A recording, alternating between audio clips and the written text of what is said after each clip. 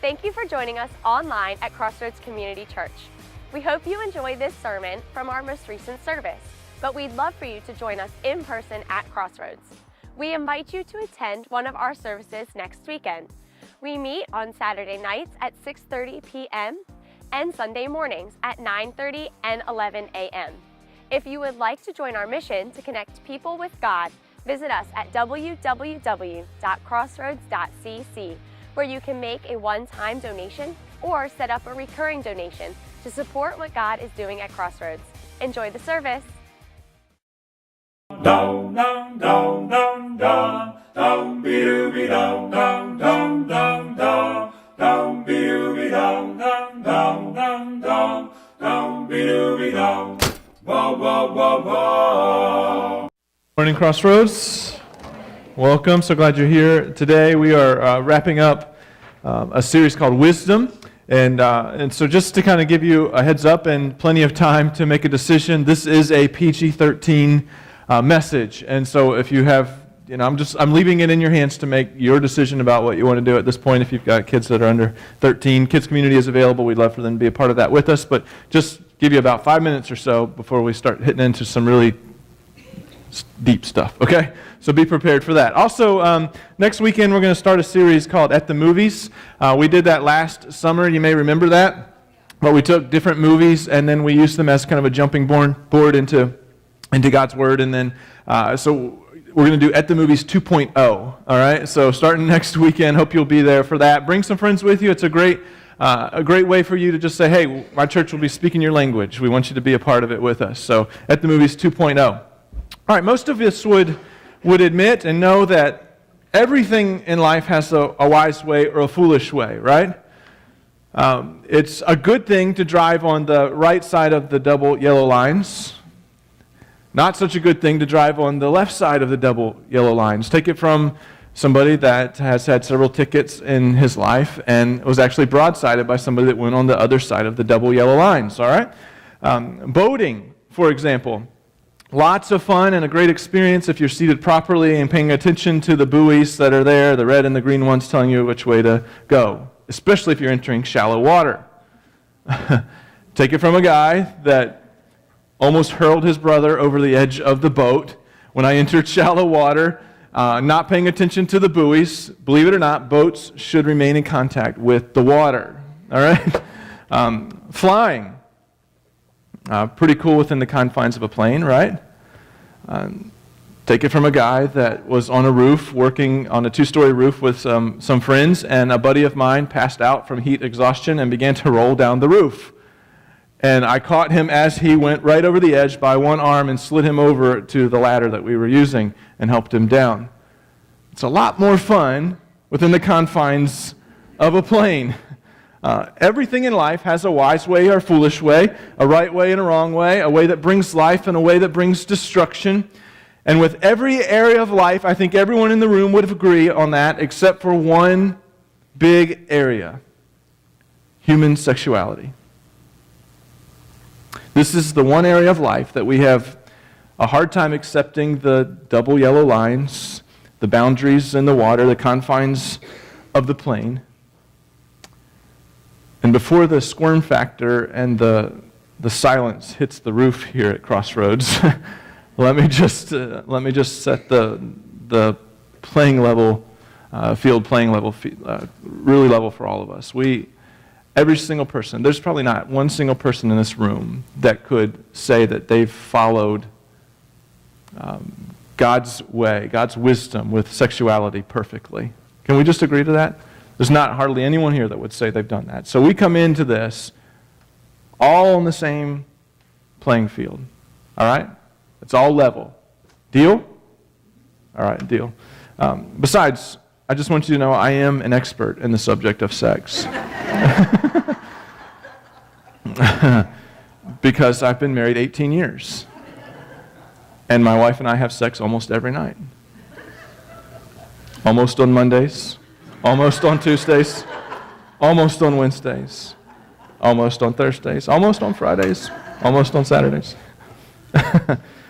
This sermon series about wisdom, if as your pastor I didn't I didn't talk about the idea of sex and God's wisdom related to that, I think it would be a chicken. I'd be a chicken if I didn't do it. In fact, I thought about not doing it. I tried almost considered skipping over it and doing something different today and then just ending the series, but I couldn't do it. And so we're gonna have some tough talk today about the idea of sex and God's wisdom about sex. Now, here's what you kind of have to know, all right?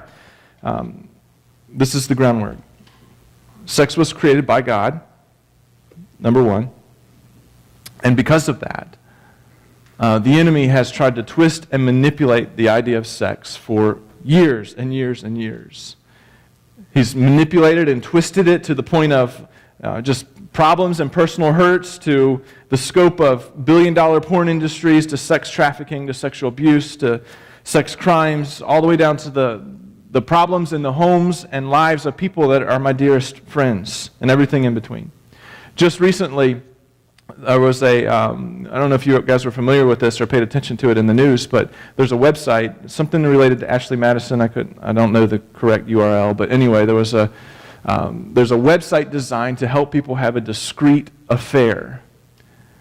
And a hacker got into it and said they were going to divulge all of the information, the names, the addresses, and the personal fantasies of all the people that were involved in this website. And there were 34 million people who probably didn't sleep well that night. 34 million people. There's a wise way, and then there's a foolish way. In Genesis, I'm not going to read all of that, but I hope that sometime you'll read that this week. In Genesis chapter 2, we see the very first wedding, the very first marriage, the very first sexual relationship, and all of that happened before sin entered into the world. So just kind of real quickly, I want you to imagine God alone with Adam in the garden, and God says, it's not good for you to be alone, Adam. I want to create for you a wife. And Adam's like, I don't know what a wife is, but I want one. You know, that sounds good. I'll take one of those. And so, big day for Adam. You know, here he is. You know, God's creating him a wife. Big day for Eve. She just got made, you know. She just got made, and now she's standing there with no shame. She's naked before this man, and then they get married, and then they consummate the marriage and are joined together as husband and wife. So, 3 things that you need to know before we get going, just to set the groundwork again. Number 1, marriage is for one man and one woman by God's design. Number 2, based on Genesis chapter 2, God's design for sex is and was and is to remain inside of marriage between that husband and that wife. And third, sex is not shameful, okay? There's wide open waters for the married couple. They're faithful, they're unashamed, there's no guilt in it. The Bible's pretty clear in Genesis 2 that they were naked and unashamed. So sex is a good thing. It really is. By the way, this is extremely awkward having your 14-year-old and 12-year-old in the room right now as I'm talking about this, but you know what? But you know what? I would rather them hear it from me, and I'd rather them hear it from God's Word than hear it at school. So there you are. There you have it. Sex is a good thing. God made it. His boundaries are a good thing as well. Outside of the limits, here's what we do. We're the driver that's driving left of center, the boater that's entering into shallow water, the person that's trying to fly without a plane. A lot of people will tell you that the Bible has a low view of sex, that has a negative view of sex. That's absolutely not true. Not true. In fact, the Bible gives, again, wide open waters inside of marriage. Want me to prove it to you? Let me read to you in Proverbs chapter 5. You can follow along with me on the screen here. But Proverbs chapter 5, by the way, if you're a prude, you may want to cover your ears at this point. But if you're a prude, it's already a tough message for you anyway, so you might as well listen. Proverbs chapter 5, verse 18 says, "May your fountain be blessed, and may you rejoice in the wife of your youth. A loving doe, a graceful deer, and may her," let's all say it together. I can't believe you guys just said that. I did it last night too, and they're like, "Breast." I'm like, I can't believe you guys just went right with it, you know? May her breast satisfy you always.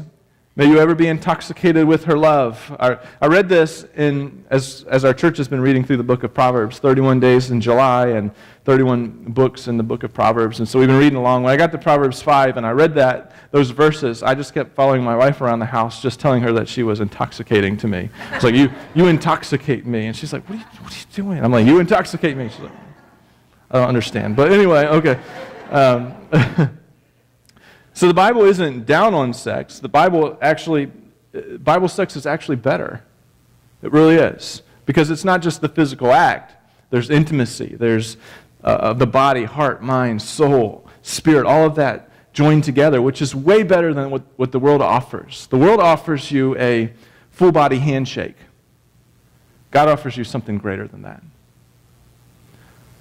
Something mysterious and powerful. And the world, the world doesn't give it that kind of credit.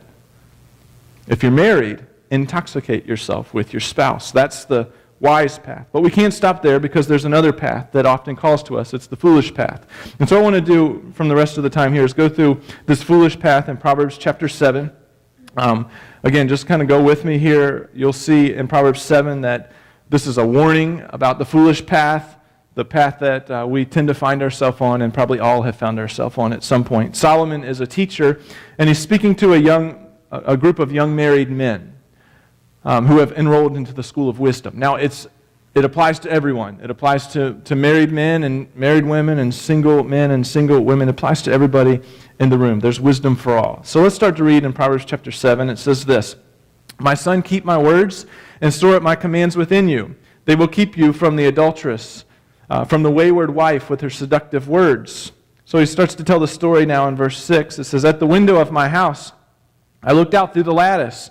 I saw among the simple, I noticed among the young men a youth who lacked judgment.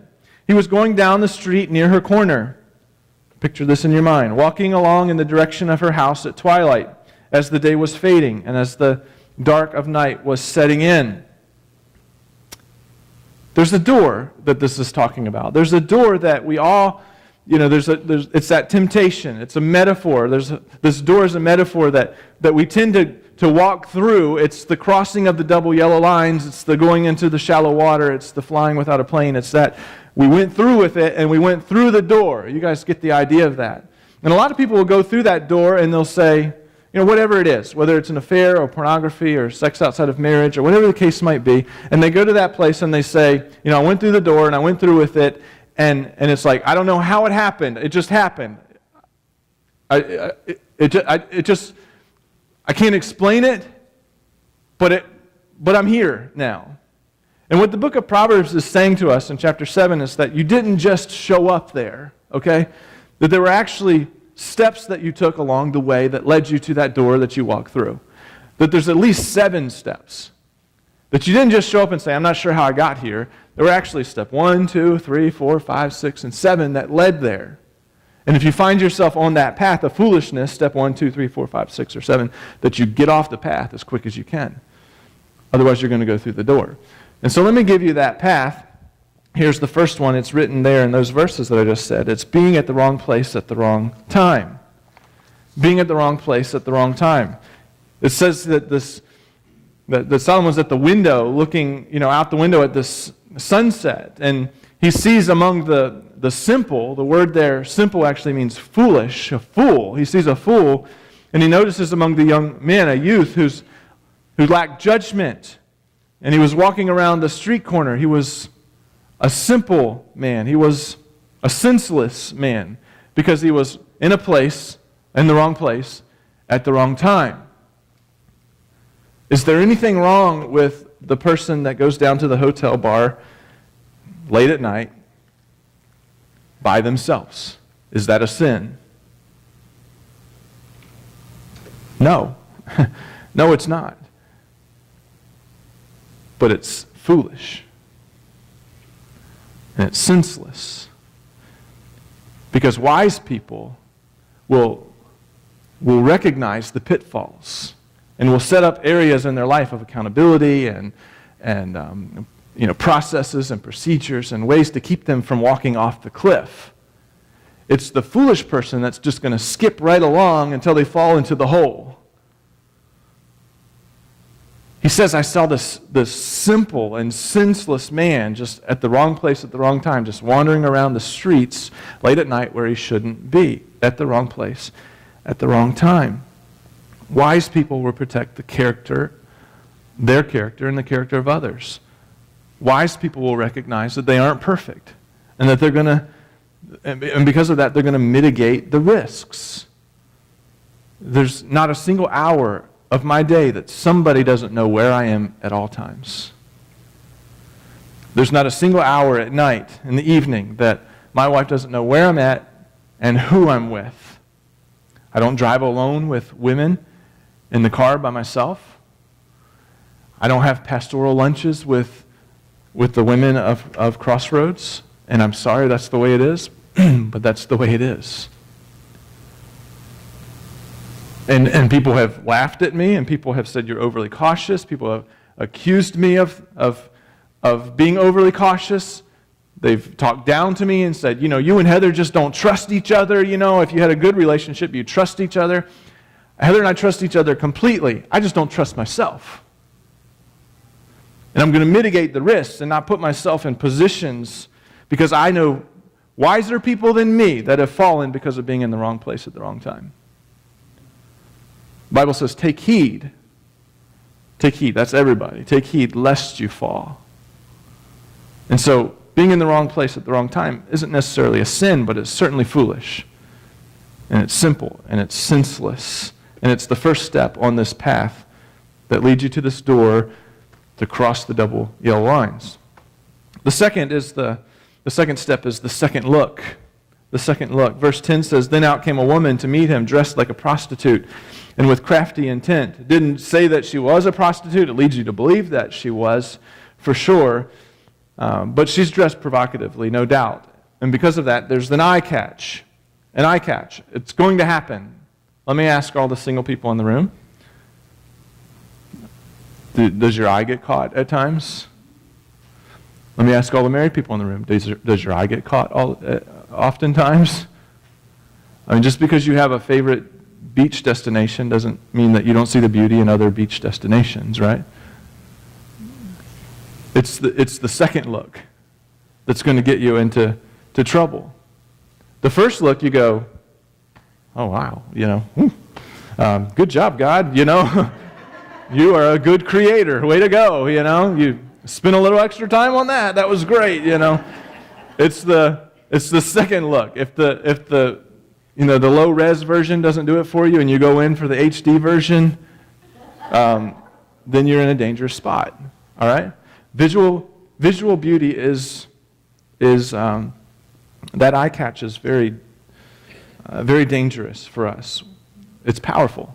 It's very powerful. We see it because especially with the internet and the rise of pornography and just the foolish path that we see people on there all the time. I can't tell you how many times I counsel people throughout the week that have, the husband gets caught in pornography, and it happens all the time, and we have to be wiser.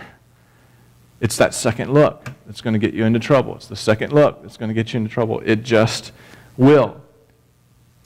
It enslaves people. Pornography enslaves people. It perverts our view of sexuality. It hinders the real intimacy that we can have with somebody. It destroys relationships.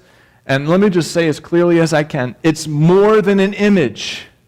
It's more than an image. The women, most of the times, are sex slaves, or they're doing it because they're drug addicts and they're trying to make money. And not just that, Jesus died for every single one of them. It is more than an image. Parents, you got to wise up. Would you leave an unlocked closet full of pornography in your home with your children there? Absolutely. Nobody would do that. But that's exactly what we do if you have unrestricted internet access in your home. You've left the largest closet ever known in the world, full of pornography. Put a lock on it. Put a lock on it. 90% of children ages 6 to 16 have viewed pornography. The most Googled word for that age group is the word sex. It's neurologically and spiritually damaging our children. I was a youth pastor for 7 years, and I would beg the parents to put restrictions on their internet, and they would say to me, not my kid, not my kid. My kid's different. My kid is the exception. And I just want to shake them and say, you better get a reality check real quick. Put a lock on it. I beg you, put a lock on it. Adults, somebody in your life needs to have full access to your phone and your computer and any type of internet stuff. My kids know the passwords to my phone. My computer doesn't have a password on it. Heather knows the password to my phone. Anybody can get on it, you know. But let me just say this. Cleared histories mean something. So if you see a cleared history, you better be asking some questions, because it means something. It always means something. So what is it about that second look? Well, Job 31 and Job, what about this covenant he made? He says, I've made a covenant with my eyes not to look lustfully at a young woman. So it's that second look. It's beyond the first, where you just say, God, you're a good creator. You're going in for the second look now, and you've kept yourself on a path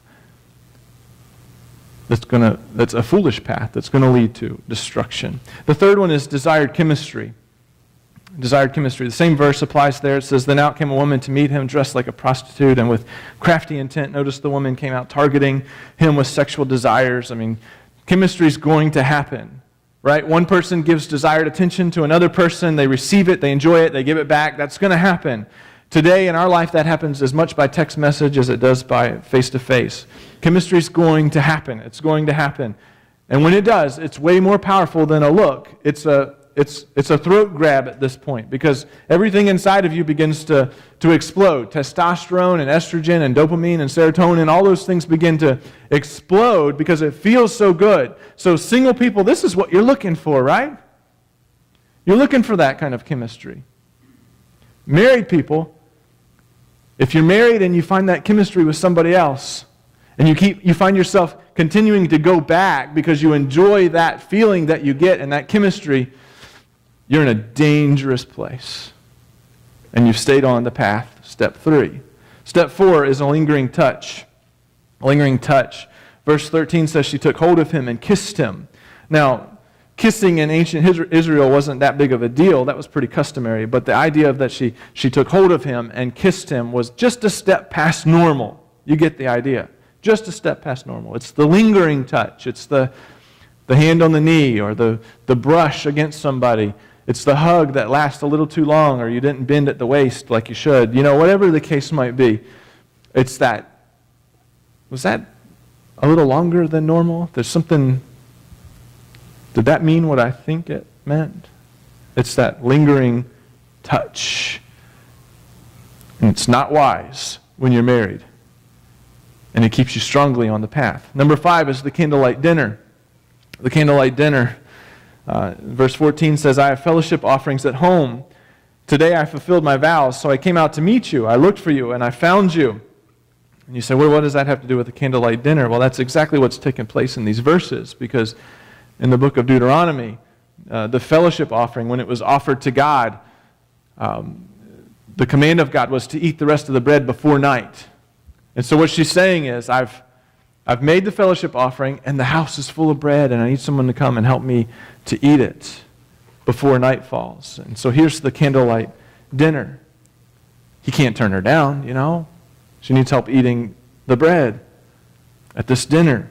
And yet, she's clearly inviting him to more than home-baked goods. You guys get that, right? When you are sitting across the table at a candlelight dinner, and you're married, and you're sitting across the table from somebody that's not your spouse, I want you to remember what's in the middle of the table. That candle. And it should remind you of what you're playing with, because you're getting really close to being burned. Number 6 is an invitation. An invitation, verse 15 or 16 says, so I came out to meet you. I looked for you, and I found you. I've covered my bed with colored linens from Egypt. I've perfumed my bed with myrrh and aloes and cinnamon. That's kind of strange, but nonetheless, here's the main point. Come, let's drink deep of love till morning. This is the invitation. Let's enjoy ourselves with love. My husband is not at home. He's gone on a long journey. He took his purse filled with money. He'll not be home till full moon. This is the invitation to step across the yellow lines, to enter into the shallow water. You see that invitation there. It's a promise of something magical and mysterious. And at this point, man, it's really hard to hit the brakes. In fact, I would say if you do well with steps 1 through 5, you're not going to find yourself here very often. But here's this invitation. My husband's not home. No one's going to find out. There'll be no consequences. He'll be gone for a good long time. Everything's going to be all right. And what do you do if you find yourself at this place of an invitation? I think you got to consider the consequences. What are the consequences if I accept the invitation and go through the door? Because someone will find out. Because the promise here, no one will ever know. You know, my husband's not home. Well, he's gone for a long time. No one will ever know. There's no consequences. We know that's a lie because the Bible tells us that our sins will find us out. And when they do, there'll be consequences. And so if you think about the consequences, I think it helps prevent us from going through the door. There'll be consequences to your faith, to your family, to your well-being. If you're married, there's little chance that your family will stay together. From this point forward, you'll be seeing your kids every other weekend or so, if that's what you want. You know, that's probably what's going to happen. The lie is going to eat at you. There's always a ripple effect. It's going to hurt you. It's going to hurt God. It's going to hurt the other people around you. There's always a ripple effect. And if you start to think about the consequences, it helps to prevent you from accepting the invitation. Let me talk to the singles for just a minute in the room, because really what you want to do is get to a table with somebody, right? I mean, that's called dating. I mean, you want to get to the table. I mean, that's like, yeah, let's get to the table. But let me just say that if you're ever sitting at a table with somebody that offers you an invitation for something beyond the table, you need to get to a different table and with a different person.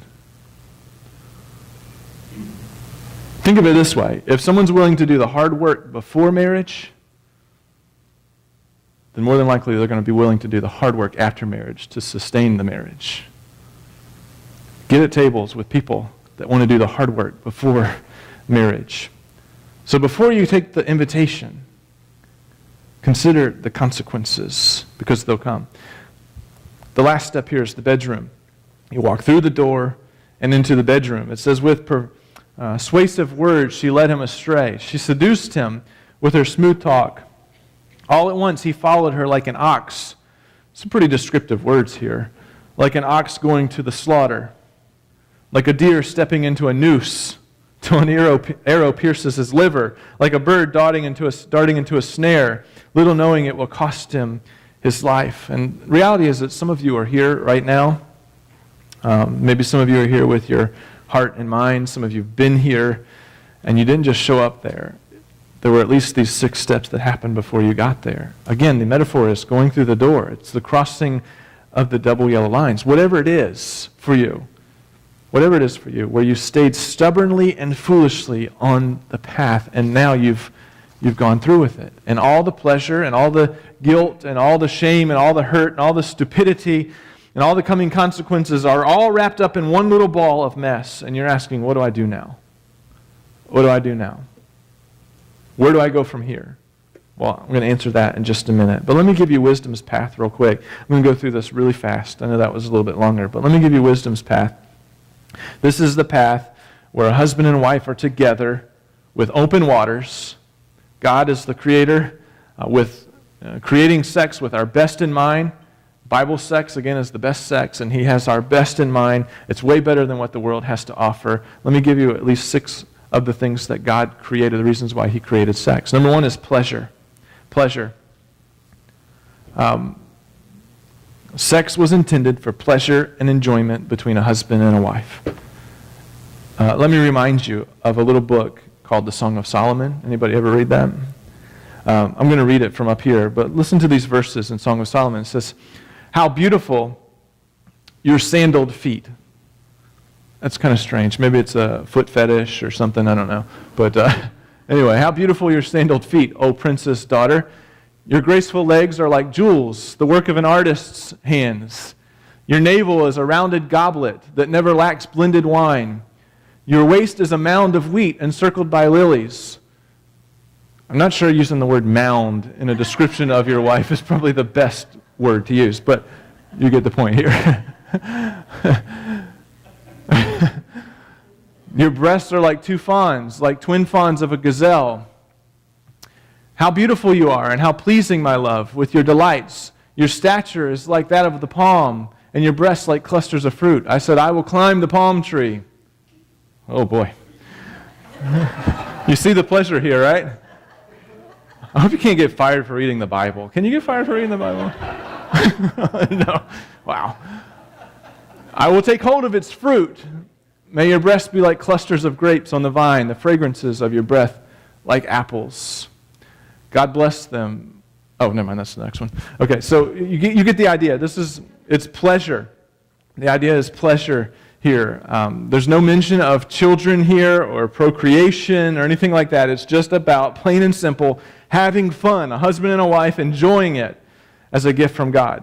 You know, God didn't create Adam and Eve and then go take a nap and come back and was like, "What are you doing?" You know, I mean, he created it for the pleasure, all right? A second gift, I mean, that's a gift. Here's another gift God gives us as children. Genesis 1:28 says, "Be fruitful and increase in number." Here's your birds and bees talk for the morning. Sex results in another life being conceived. So it's at the moment of intimacy that God allows this life to be born. You know, we have 2 kids. We love our kids. I'm glad we have kids. Kids are a great blessing for us, and we're done having kids. There you go. But it goes without saying, you get the point, that children are a blessing, and intimacy results in children being born, and that's a gift that God gives us. It's a gift. Number 3 is knowledge. Knowledge. Genesis 4:1 says that Adam knew his wife, or some translations say he laid with his wife and he knew her and she conceived. The idea is here that there's knowledge, there's intimacy, there's trust that's being built between a husband and a wife that's sacred. You'll be able to trust and know and love and enjoy that person, your spouse, in a way that nobody else knows them. Isn't that so cool? You'll know them in a way that nobody else knows them. No one will know them like you do. They may have golf partners, but their golf partners aren't going to know them like you do. You know? There's knowledge there between the two of you that no one else knows. It's a gift of God. Number 4 is protection. Protection. Here's the verse for protection. It says, "But since sexual immorality is occurring, each man should have sexual relations with his own wife, and each woman with her own husband." Next slide. "The husband should fulfill his marital duty to his wife, and likewise the wife to her husband. The wife does not have authority over her own body, but yields it to her husband. In the same way, the husband does not have authority over his own body, but yields it to his wife. Do not deprive each other, except perhaps by mutual consent, and for a time, so that you may devote yourselves to prayer. Then come together again, so that Satan will not tempt you because of your lack of self-control." What is this saying? We have an issue with self-control. And so, an intimate relationship between a husband and a wife protects the marriage. It protects the marriage. I wish I could spend a lot more time on this, but I can't. Make sure I'm clear, there's never an excuse for adultery or pornography or flirtation outside of your marriage, but a good sexual relationship in the way that God designed it will protect the bond between the two people. It will protect your marriage. Don't deprive one another. Don't deprive one another. Unless you just want to spend a little time in prayer, but then come back together, it says. Otherwise, you've set up your marriage for all kinds of opportunities for the enemy to come in and cause great damage. It's like Sex inside of marriage is like the air that we breathe. It really is. You don't know how important it is until you're suffocating because it's not there. It's that important. It protects the marriage. It's a bond that keeps the marriage going strong, okay? In unity. Number, I don't know what number this is. 5 is comfort. Comfort. There's a story in the Bible that probably you're aware of in 2 Samuel, David and Bathsheba, who've had quite the tumultuous relationship. Their son is ill and sick and potentially facing death. And so they just weep and they cry. I can't imagine the feelings that they're going through. And they lay on the ground before God and just beg God and cry and weep. And there's no appetite and all of that. And the baby finally dies. And the dad and mom, I can't imagine how broken they are. Some of you have probably experienced that, the brokenness of that. And David comforts his wife through intimacy. In 2 Samuel 12, verse 24, it says, "Then David comforted his wife Bathsheba, and he went to her, and he made love to her." There are just times when you just can't fix it. You just can't fix it. There's just no more talking that needs to be done. In fact, you don't want to talk about it anymore. And there's great comfort in a sexual relationship with your husband or your wife. It just brings that kind of comfort because you don't want to feel alone. You want to feel connected and safe and vulnerable, and it brings that kind of comfort a lot of times when other things can't. Sometimes you just got to go in the room and shut the door, and you'll experience the comfort that you need. Number 6, last one, is oneness. Oneness. Again, these are gifts. This is God's path to wisdom. This is the gifts God gives us that the world doesn't offer. Genesis 2, verse 24 says, "That is why a man leaves his father and mother and is united to his wife, and they become one flesh." One flesh. The word one here is the word akkad. It's a Hebrew word. It's the same word that we see in Deuteronomy. The Jewish Orthodox Jews would walk around and say 3 times a day, "Hear, O Israel, the Lord our God, the Lord is one." "Hear, O Israel, the Lord our God, the Lord is one." They would say that over and over again. The same word one there is the same word one used here. They became one flesh. There's oneness. So in the same way that we see Father, Son, and Holy Spirit together as one, not completely identical, but very similar, we see a husband and wife as one. Husband, wife, God. God, Father, God the Son, God the Holy Spirit. There's this oneness. This oneness. There's something that's just physically and spiritually and emotionally that just unites the two people together as one. It's very practical as well, and that's why we should have one last name. We should live in one house. We should have one bedroom. We should have one bed. It's that oneness that joins us together. So that's the path of wisdom. So we see the foolish path, and then we see God's path. Great wisdom, and the wisdom we have when it comes to sex. So as the worship team comes, let me just ask you just a few questions here. When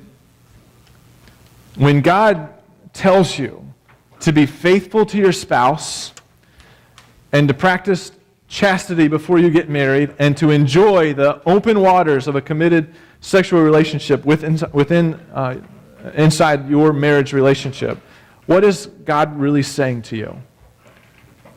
What is He saying to you? He's telling you, I want the best for you. I want the best for you. I want you to be one with your spouse. I want you to be connected emotionally and physically, and I want you to be connected mentally. I want you to be connected spiritually. I want you to increasingly grow together as one. What He's saying is, I want the best for you. The best for you.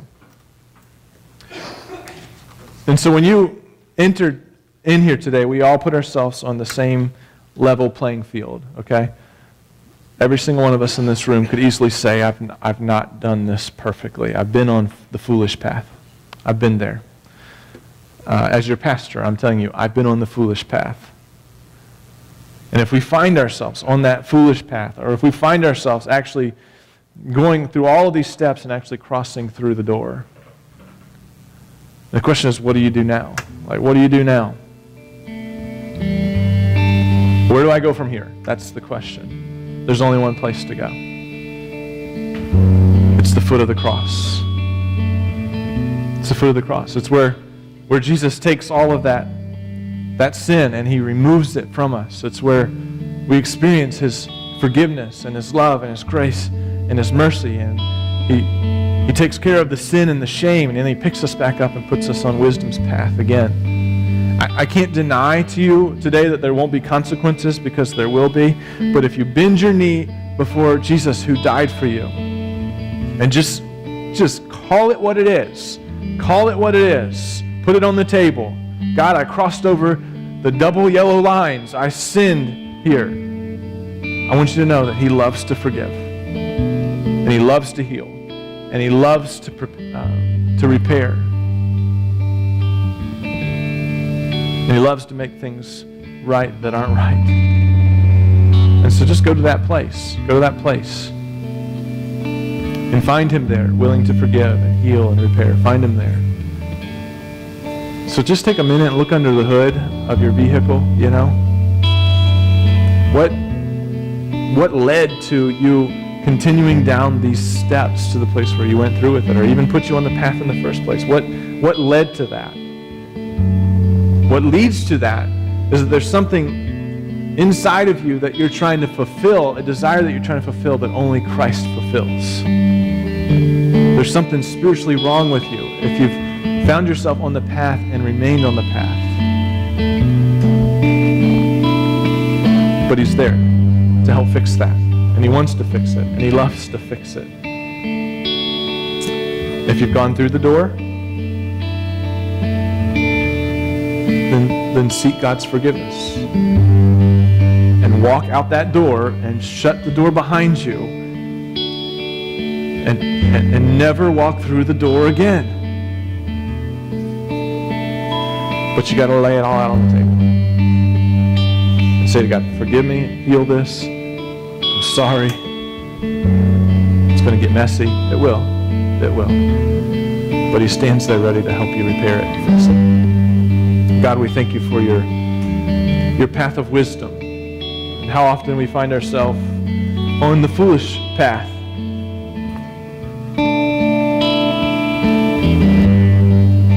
God, I know there are those in this room that are on step 1, 2, 3, 4, 5, 6. They're on these steps. God, I pray that you would give them just the tremendous courage to get off that path right now. Right now. I pray for those that have continued on the path stubbornly and foolishly and have actually gone through the door and into the bedroom. God, I pray that they would seek out your forgiveness and your grace and your mercy. You love to fix and repair. God, and I pray that they would walk out that door, as difficult as it may be and how painful it may be and how the consequences may come. They're going to come either way. So I pray that you would give them the courage to face the consequences now and just to walk out the door and shut it and turn from it and walk away from it forever and ever and get back on wisdom's path.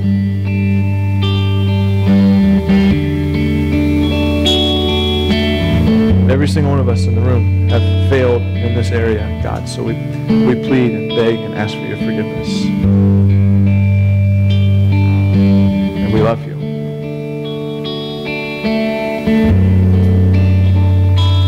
It's in your name we pray. Amen. We'll spend some time reflecting on what God has said to you. And if you find yourself on this path of foolishness this morning, you're in the right place. We want to help you. And so I'm here. I'd love to pray with you. Our prayer team's in the back. They'd love to pray with you as well. Or maybe you just need to come to the front and just kneel down at the altar or bow your heart and head exactly where you are and just ask God to forgive you and to get you back on wisdom's path here. Let's sing this song and spend some time reflecting on what God says to us.